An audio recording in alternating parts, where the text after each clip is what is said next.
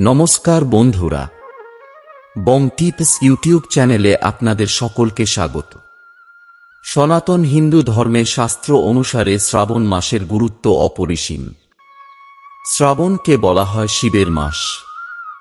জুলাই মাসের মাঝামাঝি থেকে শুরু হয় শ্রাবণ, শেষ হয় অগাস্ট মাসের মাঝামাঝি সময় পর্যন্ত। এই মাস দেবাদিদেব মহাদেবের উদ্দেশ্যে উৎসর্গীকৃত। পবিত্র এই মাসে বহু ভক্তরা মহাদেবের অর্চনা করেন। শুরু করেন 16 সোমবার ব্রত। বলা হয় শ্রাবণ মাসে শিবের আরাধনায় সকল সমস্যা থেকে মুক্তি পাওয়া যায়। শাস্ত্র বলছে মহেশ্বর হলেন সকল শক্তির উৎস। তিনি দেবাদিদেব, পৃথিবীর অন্যতম সৃষ্টিকর্তা তিনি। তাই তাঁর কৃপা পেলে জীবনের সকল দুঃখ কষ্ট বাধা বিপত্তি দূর হয়। শ্রাবণ মাসে হয়েছিল সমুদ্র মন্থন। এই সমুদ্র মন্থনের ফলে সমুদ্র থেকে কালকূট বিষ উঠে আসে। এই বিষের বিষাক্ত বাতাবরণে ত্রিলোক নষ্ট হয়ে যাবার উপক্রম হয়। দেবতা এবং অসুরদের অনুরোধ এবং প্রার্থনায় স্বয়ং ভগবান মহাদেব সেই বিষ নিজের কণ্ঠে ধারণ করে ত্রিলোককে রক্ষা করেছিলেন। বাবা ভোলেনাথের কণ্ঠে এই বিষের প্রভাবে নীল হয়ে গিয়েছিল। তাই তো মহাদেবকে বলা হয় নীলকণ্ঠ।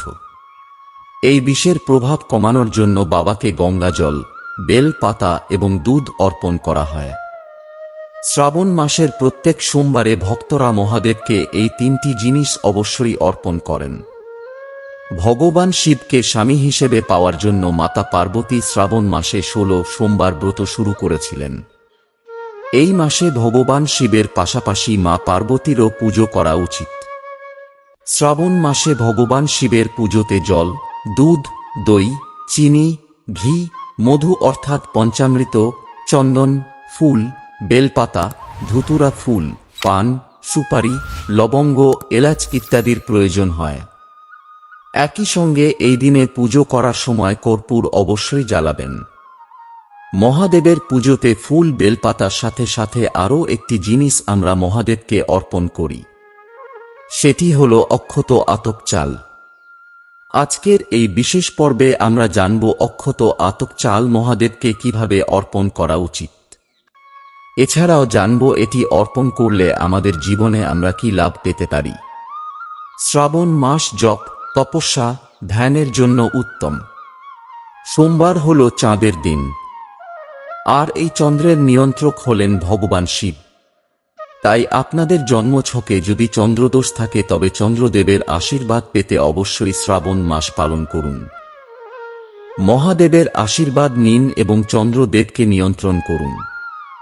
আপনার জীবনে যদি কোনো স্বাস্থ্য সমস্যা থাকে, দাম্পত্য সমস্যা থাকে, দারিদ্র্য যোগ থাকে, শ্রাবণ মাসে অবশ্যই মহাদেবের অর্চনা করুন এবং এক্ষেত্রে অক্ষত আতপ চাল ব্যবহার করবেন। বলা হয় অক্ষত অর্থাৎ যার কোনো ক্ষয় নেই।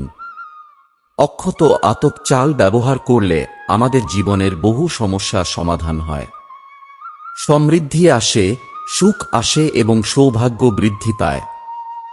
বিবাহজনিত কোনো সমস্যা, সন্তান সংক্রান্ত সমস্যা থেকেও মুক্তি পেতে অক্ষত আতপ চাল ব্যবহার করতে পারেন। বন্ধুরা, অক্ষত মহাদেবকে অর্পণ করার আগে দেখে নেবেন এই চাল যেন ভাঙা না থাকে এবং পোকায় খাওয়া চাল যাতে না হয়। চালটি ভালোভাবে পরিষ্কার করে ধুয়ে নেবেন।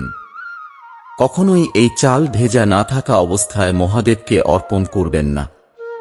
অর্থাৎ চালটি কিছুটা গঙ্গাজল বা পরিষ্কার জলে ভিজিয়ে নেবেন।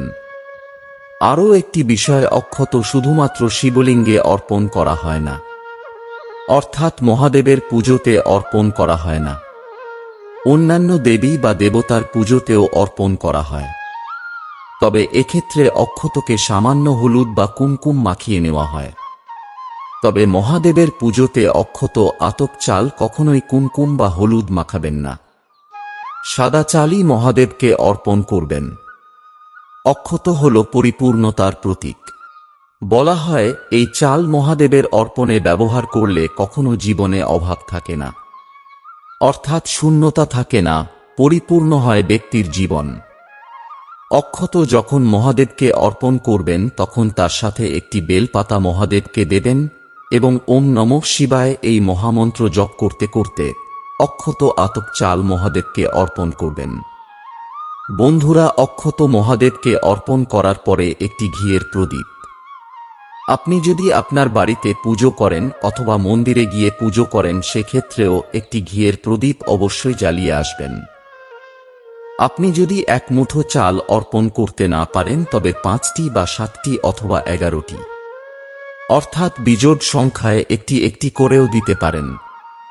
আজকের পর্ব এ পর্যন্তই। পরবর্তী পর্বে নতুন একটি বিষয় নিয়ে আপনাদের সঙ্গে কথা হবে। ততক্ষণ সকলে সুস্থ থাকুন, ভালো থাকুন।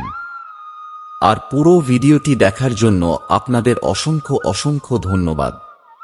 হর হর মহাদেব।